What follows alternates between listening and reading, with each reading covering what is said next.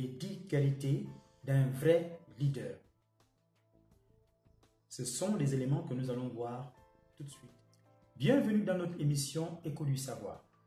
Aujourd'hui, nous allons parler des 10 qualités d'un vrai leader. Qu'est-ce qui fait un vrai leader? À partir de quel instant on peut dire d'une personne que cette personne est un vrai leader? Quels sont les éléments qui caractérisent un vrai leader? Définissons de manière succincte ce que nous entendons par un vrai leader. Un vrai leader est caractérisé par deux éléments, à savoir un ensemble de comportements et une attitude charismatique. Donc, un leader est une personne qui regroupe un certain nombre de comportements ou un certain nombre d'attitudes et le charisme. Et c'est ce que nous allons voir tout de suite, cet ensemble des 10 qualités d'un vrai leader. La première qualité pour être qualifié d'un vrai leader, il faut savoir faire confiance. Un vrai leader, c'est une personne qui sait que la confiance est indispensable dans toute relation humaine. Même au niveau de l'entreprise, même au niveau d'une structure associative ou même en politique, et j'en passe, un leader, une personne qui est censée diriger les autres, doit avoir confiance, il doit avoir confiance en les autres. Il doit faire confiance aux autres. C'est la première qualité qu'un bon leader doit avoir. La deuxième qualité qu'un bon leader ou un vrai leader doit avoir, c'est de fixer des objectifs clairs. C'est-à-dire qu'un vrai leader ne tergiverse pas quand il s'agit de fixer des objectifs à atteindre, n'est-ce pas? Il fait un partage de tâches tout en précisant exactement ce qu'il veut. Il donne une vision claire de ce qu'il veut et stratégique. C'est ça, fixer des objectifs clairs, dire exactement ce qu'il veut, que ce soit au sein d'une organisation, au sein d'une ONG, d'une association, d'une entreprise, d'une PME, PMI, d'une micro-entreprise ou d'une agence, que ce soit dans un service politique ou bien ce soit un service administratif. Peu importe la structure, un vrai leader, du moins, l'une des qualités qu'un vrai leader doit avoir, c'est de toujours fixer des objectifs clairs que n'importe qui peut comprendre. Même la personne qui est dirigée par ce vrai leader, qui n'a pas un niveau d'études assez poussé ou assez élevé, cette personne doit être en mesure, le leader doit être en mesure d'expliquer et de donner le process, c'est-à-dire la procédure à suivre à cette personne, quelles que soient ses qualifications, de telle sorte que la personne puisse s'imprégner des instructions qu'on lui a données, une vision claire et la stratégie à emprunter pour arriver à ses fins, pour accomplir la mission qui lui a été confiée par le leader. Donc le leader fixe des objectifs clairs. Et la troisième qualité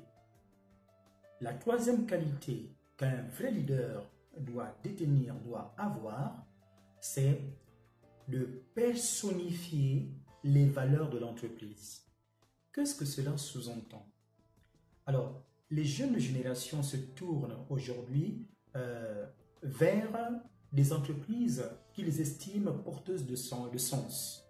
Vous voyez, les jeunes se tournent vers des entreprises qui ont des engagements sociaux. C'est-à-dire qu'ils se tournent plus vers des entreprises qui ne regardent pas forcément le profit ou qui ne se tournent pas forcément vers des activités économiques qui n'ont rien à voir avec l'aspect humain, des entreprises qui ne défendent pas ou bien qui ne s'impliquent pas dans des causes humaines ou dans des causes justes. Par exemple, une entreprise qui se limite uniquement à produire des matières premières, mais lorsqu'il y a des questions d'actualité sur des injustices ou bien sur des sollicitations qui lui sont faites par des associations qui défendent des droits fondamentaux, par exemple, cette entreprise-là ne va pas signer de partenariat avec ou financer ces associations. Donc, on voit ici que c'est une entreprise qui ne s'intéresse pas aux questions, disons, aux questions sociales, qui ne s'inquiète pas du tout, en fait, si vous voulez, des questions qui traitent de revendications sociétales, etc. Elle est plus tournée vers la réalisation d'un chiffre d'affaires et le profit. Alors, ce genre d'entreprise, en général, elles finissent toujours, surtout de nos jours, elles finissent par fermer les portes. Parce que les gens deviennent plus sensibles face à la misère, face à la difficulté qui frappe toutes les nations dans le monde.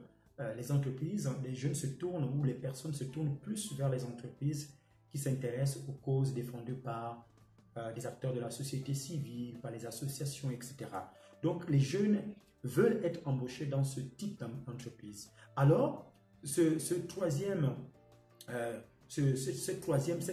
qualité d'un vrai leader qui consiste à personnifier les valeurs de l'entreprise, c'est-à-dire emmener l'entreprise à avoir des valeurs humaines, comme si l'entreprise était un être humain, bien que l'entreprise soit une personne morale sur le plan juridique, mais l'entreprise, le vrai leader doit avoir l'entreprise comme une personne humaine qui traite aussi les questions d'actualité, les questions qui s'intéressent aussi des questions de la société ou qui sponsorise ou soutient des causes nobles. Voici ici la troisième qualité que doit avoir un vrai leader. Il doit être à la tête d'une entreprise qui s'intéresse aussi aux questions de société. Par exemple, la défense des droits des mineurs, la défense des droits des personnes qui subissent par exemple le racisme, des injures raciales, etc. La qualité que doit avoir un vrai leader, c'est permettre l'échange et la transmission du savoir. Permettre l'échange et la transmission du savoir. Il est vraiment essentiel de créer un environnement propice au moment d'échange et de la transmission de connaissances entre les dirigeants, c'est-à-dire les leaders qui sont là depuis un moment dans l'entreprise et les nouvelles générations, par exemple. Un vrai leader ne voit pas une nouvelle génération ou bien des nouveaux employés comme des compétiteurs ou comme des adversaires ou des concurrents de son fauteuil. Parce que, retenez-le une bonne fois pour toutes, le fauteuil d'une entreprise ne vous appartient pas, même si vous êtes le manager ou bien le dirigeant de cette entreprise. C'est très important de le savoir pour ne pas créer un climat de concurrence. Alors, vos collaborateurs sont des personnes avec qui vous êtes censé travailler. Ce sont des personnes à qui vous êtes censé transmettre le savoir-faire parce que vous le vouliez ou pas, nous sommes tous rattrapés par les lois de la nature, le vieillissement, la retraite, etc. À un moment donné, on prend notre retraite parce qu'on ne peut plus lutter contre la nature. Donc, et pour cela, avant de partir, il faut transmettre. Il faut transmettre le pouvoir, chose que malheureusement, certains chefs d'entreprise n'arrivent pas à faire ou ne veulent pas faire. Et ce genre d'entreprise connaît souvent beaucoup de difficultés et ce qui amène parfois une gestion des conflits au sein des entreprises très archaïques. Alors, donc, il faut la transmission des compétences, il faut la transmission des atouts, il faut la transmission des qualités que le leader, le bon leader a à cette jeune génération qui arrive, aux collaborateurs qui viennent intégrer ou se greffer à l'entreprise, afin que l'entreprise continue de survivre et de continuer pour le bien-être de tout le monde. Ce qui nous amène sur le cinquième point. Un vrai leader doit récompenser les belles ou les bonnes initiatives.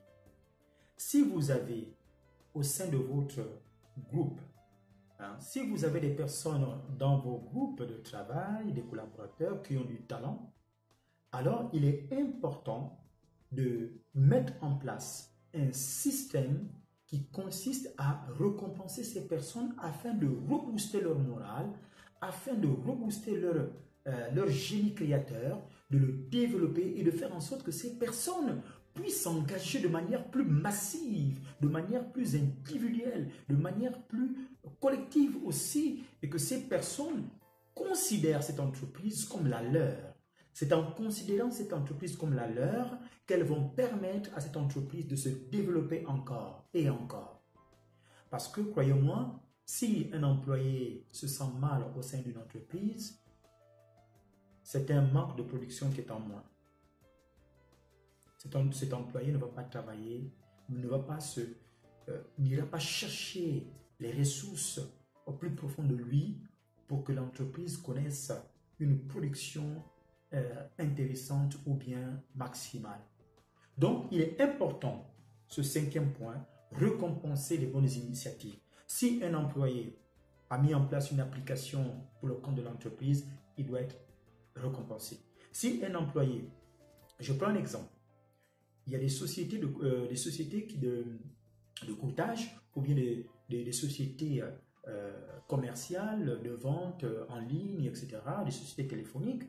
Si vous avez par exemple une vendeuse qui vend beaucoup d'actions ou bien qui vend beaucoup de produits à des clients et qui bat les records au sein du siège de l'entreprise, il est primordial et nécessaire de montrer à cet employé que vous avez fait ce que personne n'avait jamais fait, et pour booster le moral de cet employé, il faut récompenser cet employé pour qu'elle continue toujours à exceller et à faire rentrer beaucoup d'argent au sein de l'entreprise.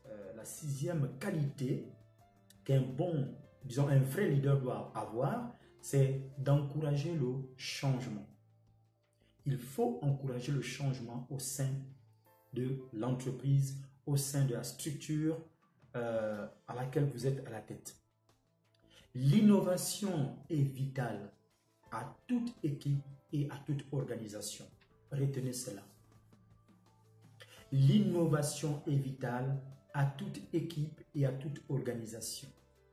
Une organisation qui n'innove pas est une organisation qui va droit vers des procédés archaïques, des procédés qui vont sans cesse s'avérer anciens, des procédés, parce qu'aujourd'hui, il faut comprendre une chose, c'est que la technologie avance à une vitesse exponentielle, de telle sorte que quiconque ne suit pas le mouvement, est laissé derrière. Les entreprises utilisent aujourd'hui des moyens technologiques tellement avancés, tellement poussés, tellement perfectionnés, sophistiqués, que si au sein de votre entreprise, vous ne prenez pas le soin, vous ne mettez pas en place des mesures structurelles pour apporter le changement, je prends un exemple pour expliciter ou bien pour approfondir mon propos. Je m'en vais prendre cet exemple. Vous avez par exemple des entreprises de production dans le chimique, dans les produits hygiéniques, dans l'environnement, peu importe. Vous avez une entreprise qui utilise, si vous voulez, le supply, donc les machines. Alors, donc, il y a des machines qui ont déjà une certaine durée de vie. Des machines qu'on a sans cesse rafistolées, on a sans cesse, je dirais même raccommodées pour abuser un peu, pour caricaturer. Ces machines ne fonctionnent presque plus, ou du moins elles fonctionnent qu'à la bonne volonté peut-être du plus bon mécanicien que vous avez au sein de la société. Donc, tandis que les autres sont en train d'installer un nouveau matériel, dernier cri qui fonctionne au digital, il suffit de toucher avec le bouton, avec le doigt, on touche, c'est des vues digitales, allez, on slide, c'est-à-dire on coulisse les programmes pour pouvoir lancer par exemple la production. Vous avez encore des machines qu'on tourne à la manivelle, etc. Ça cale, ça bloque, et ça donne des abcès dans les paumes de main. Vous voyez que vous ne pourrez pas être compétitif parce que les autres vont produire en grande quantité et vous allez produire comme des artisans. Aujourd'hui, on remarque que les artisans sont en train de disparaître, sont en voie de disparition. Pourquoi? Parce qu'ils ne sont plus compétitifs. Ils ne peuvent plus compétir face aux entreprises qui ont maintenant un système automatisé, qui produisent comme des robots ou qui ont remplacé les humains par des robots. Voilà.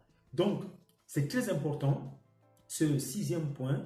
Un vrai leader doit avoir la qualité qui consiste à encourager le changement, l'innovation, etc. Le 7e point, c'est savoir prendre soin de soi. Un vrai leader doit avoir cette qualité. Prendre soin de soi. Vous savez, il y a un adage qui dit que l'humeur est contagieuse. L'humeur est comme une maladie. Elle est contagieuse. Et ce n'est pas faux. Quand vous êtes quelqu'un qui est toujours de bonne humeur, vous influencez votre environnement direct, c'est-à-dire vos collaborateurs.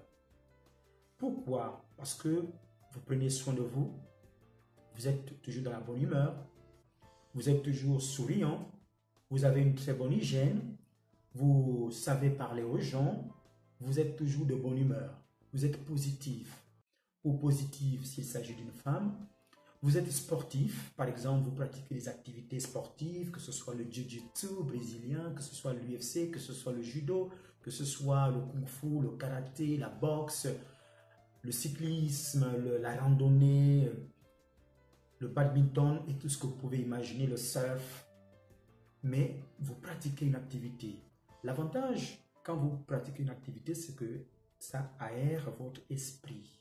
Ça renouvelle vos idées, votre imaginaire.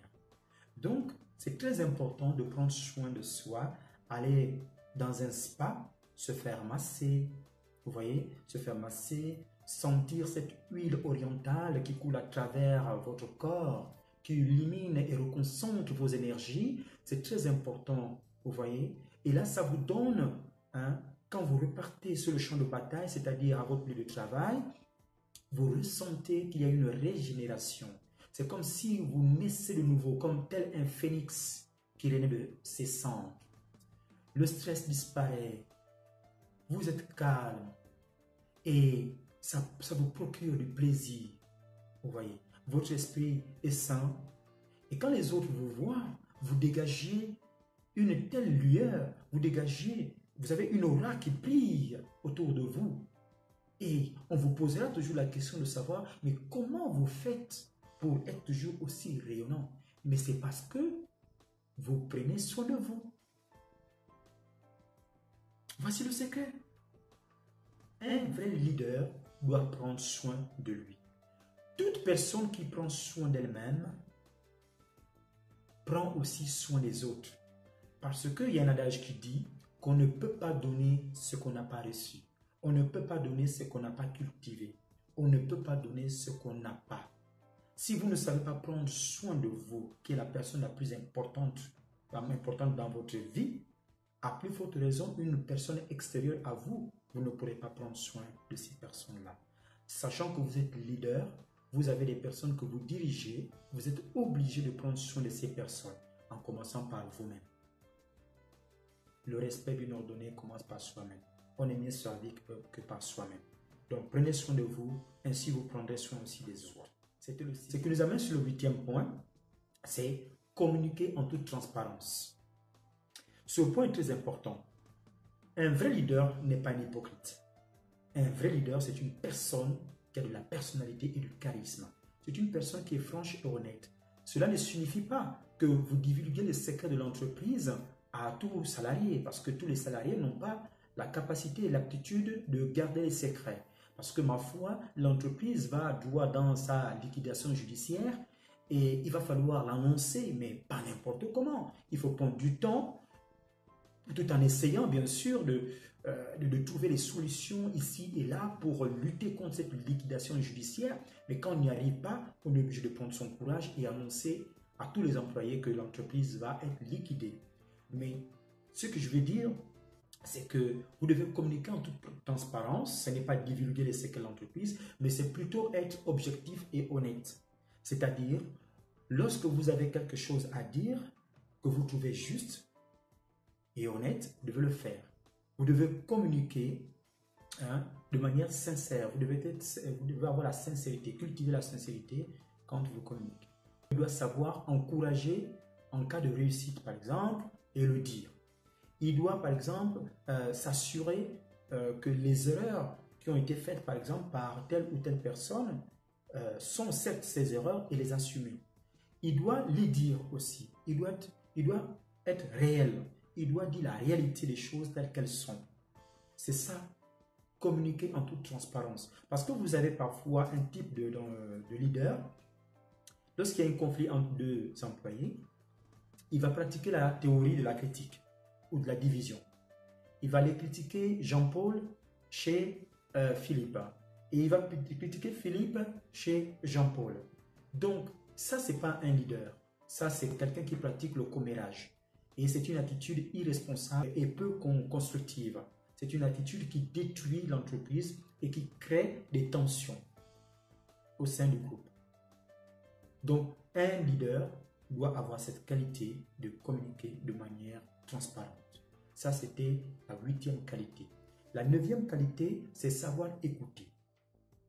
Un leader n'est pas là uniquement pour donner des instructions, pour donner des ordres, pour donner des objectifs à faire ou atteindre, pour montrer que c'est lui le patron ou qu'il peut décider du sort de X ou Y personnes au sein de l'entreprise, de Paul ou Jacques.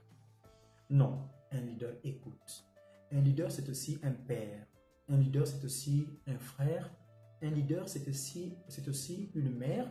C'est aussi un humain qui a un cœur. Il doit avoir aussi le cœur sur la main, comme le dit l'adage populaire. Un leader, c'est quelqu'un qui peut comprendre que si son salarié n'est pas venu, il ne va pas tout de suite le lui réprimander ou bien le mettre, disons, le traduire devant un conseil de discipline pour une mise à pied. Un leader doit comprendre, écouter la raison pour laquelle son salarié n'est pas venu au travail depuis 1 ou 2 jours. Peut-être que ce salarié a été frappé par un malheur. Peut-être que ce salarié a perdu sa femme. Un leader doit avoir la capacité de contrôler ses émotions. Il doit écouter. Écouter, accompagner, conseiller. C'est ça un vrai leader. Il doit avoir cette qualité-là. De voir d'abord l'humain dans le regard de son employé, dans le regard de la personne, de son subordonné ou de sa subordonnée. Vous voyez, il doit avoir le regard d'une personne qui est compatissante, qui a de l'empathie aussi. Oui, l'argent, mais l'être humain au centre de tout d'abord. Donc ça, c'est la 9e qualité que doit avoir un leader, un vrai leader. Un vrai leader, enfin, la 10e qualité, doit avoir des convictions. C'est très important. Un vrai leader doit avoir des convictions, qu'un vrai leader doit savoir exprimer, doit avoir des idées. Un vrai leader doit avoir des idées. Hein? Il doit garder à l'esprit que vous pouvez aussi avoir tort. Demander des excuses, bien sûr, c'est-à-dire des convictions, des valeurs. Hein? Il doit croire en quelque chose. Il doit croire au fait qu'il n'est pas, ou bien il ne détient pas la science infuse parce qu'il est le leader. Vous voyez ce que je veux dire?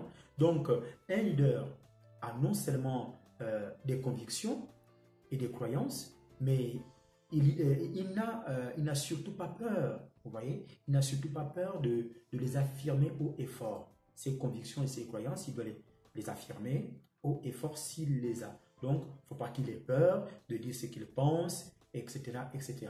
Vous voyez, donc c'est très important.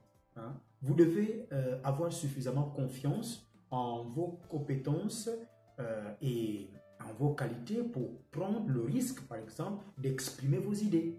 C'est ça un leader. Il n'a pas peur de prendre une décision pour exprimer ses idées chaque fois que cela est nécessaire. C'est très important.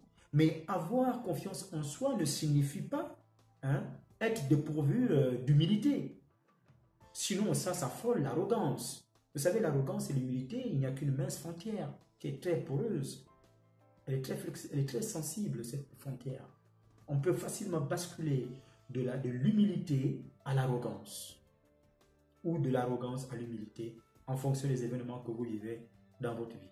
Donc, vous devez utiliser cette confiance, non pas pour établir un sentiment d'arrogance au sein de votre groupe, mais pour soutenir vos idées et vos projets, mais aussi pour soutenir vos collaborateurs. Voilà, pour soutenir vos collaborateurs et garder à l'esprit que, quoi qu'il en soit, bien que vous ayez la capacité d'avoir des convictions fortes et de pouvoir les exprimer, que vous pouvez aussi avoir tort. Voici ici de manière succincte, donné 10 qualités d'un vrai leader. Donc, vous avez les 10 qualités d'un vrai leader. Je pense et j'espère que vous les mettrez en pratique et que ces 10 qualités vous auront aidé. Donc, n'oubliez pas de liker, n'oubliez pas de partager ces vidéos et surtout, abonnez-vous. Abonnez-vous, c'est très important de vous abonner. Plus vous vous abonnez, plus nous pensons que ce que nous vous proposons vous aide. Et ne vous méprenez pas, le fait que vous vous abonnez, nous aussi, nous nous sentons bien. Quand vous nous envoyez vos messages, ça nous fait aussi du bien, ça nous donne un baume au cœur. Voyez-moi, vos messages, vos abonnements et vos likes trouvent écho à nos cœurs comme l'émission elle-même, Écho du savoir. C'est sur ce propos que je m'en vais vous dire au revoir et à très bientôt. Bye.